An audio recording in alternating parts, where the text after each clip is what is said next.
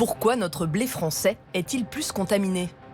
Pour le comprendre, nous allons suivre un cours d'agronomie au Muséum d'histoire naturelle.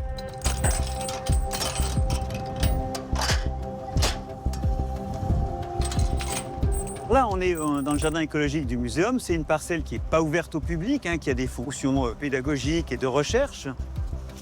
Là, c'est une friche. Là-bas, il y a des cultures. Là, il y a de la vigne.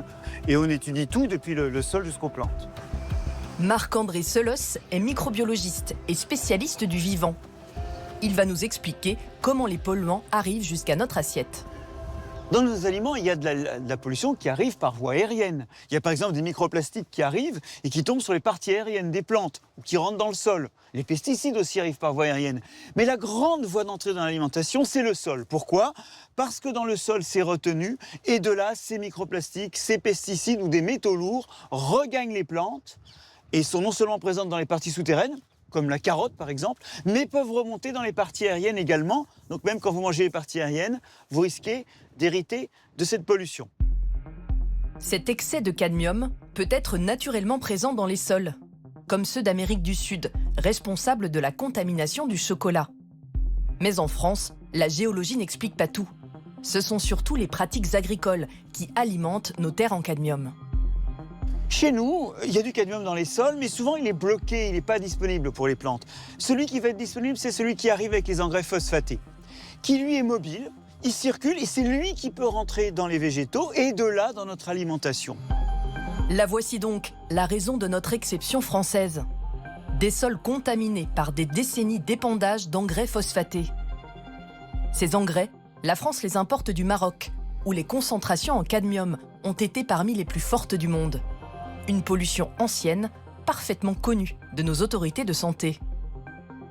L'ANSES avait recommandé 20 mg par kilo de cadmium et finalement la législation, sous l'effet de lobby agricole, a tranché pour 60 mg de cadmium par kilo de phosphate. Ça veut dire qu'en fait, vous et moi, nous mangeons 1,4 fois la dose de cadmium maximale recommandée par l'OMS. Comment freiner l'augmentation spectaculaire du taux de cadmium dans les organismes des Français ?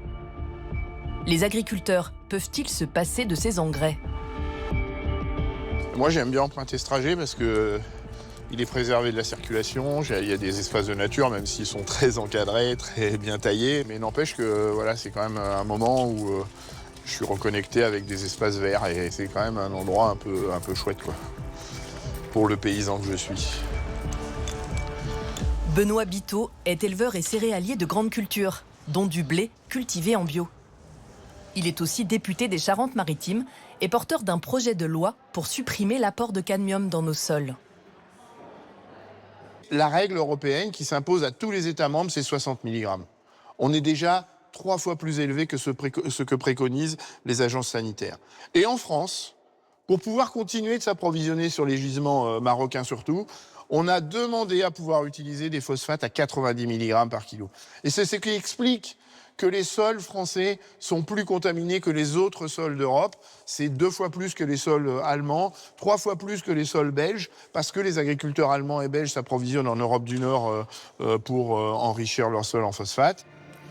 Pour mettre fin à cette exception française, des solutions existent. La France pourrait s'approvisionner, elle aussi, dans les gisements d'Europe du Nord, ou bien retirer une partie du cadmium des engrais marocains.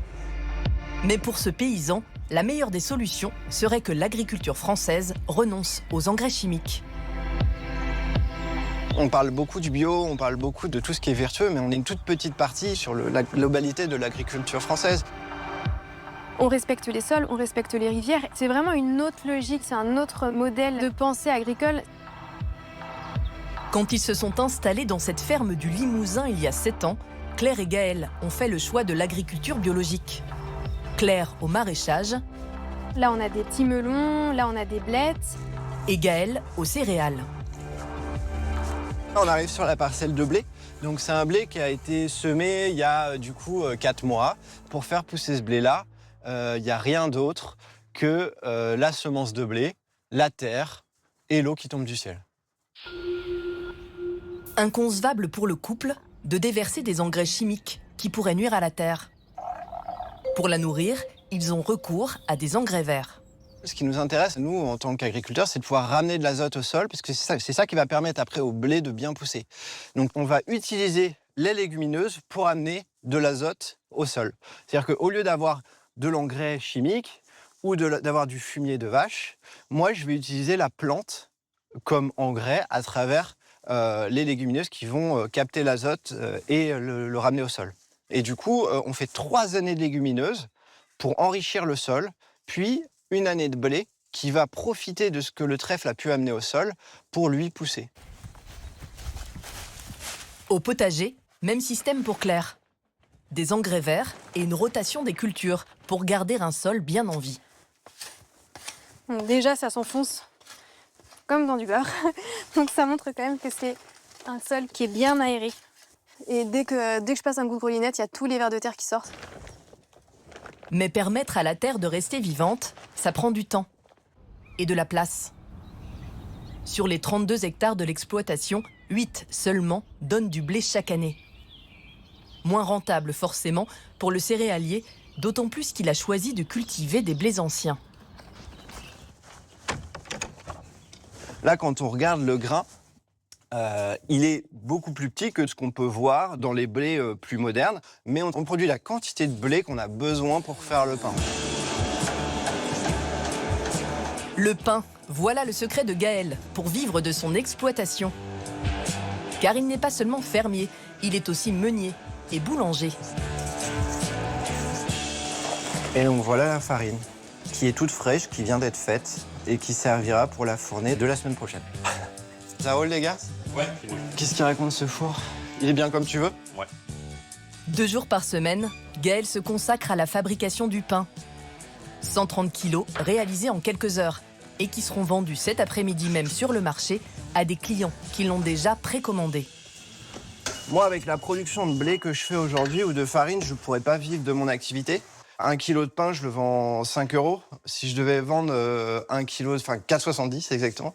Si je devais vendre 1 kilo de farine ou 1 kilo de blé, il faudrait que j'ai une beaucoup plus grosse surface agricole.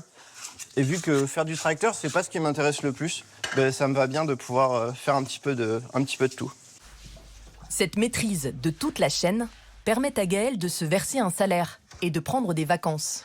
Mais aussi d'être certain de nourrir ses clients avec du bon pain.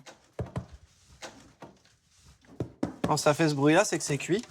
Là, c'est ce qu'on cherche. Tu vois, là, il est bien développé, la grigne est belle. Ce pain, réalisé avec un blé vierge de tout engrais au cadmium, est-il pour autant moins contaminé? Le paysan boulanger a accepté que nous fassions analyser un échantillon. Hop. Et voilà.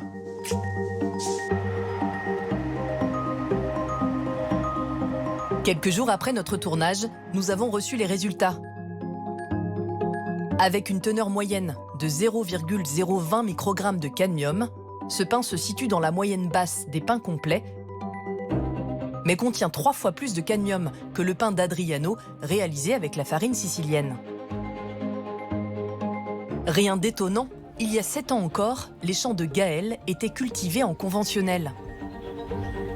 Et le cadmium met du temps, beaucoup de temps à disparaître, 10 ans à 1 siècle, selon la nature des sols.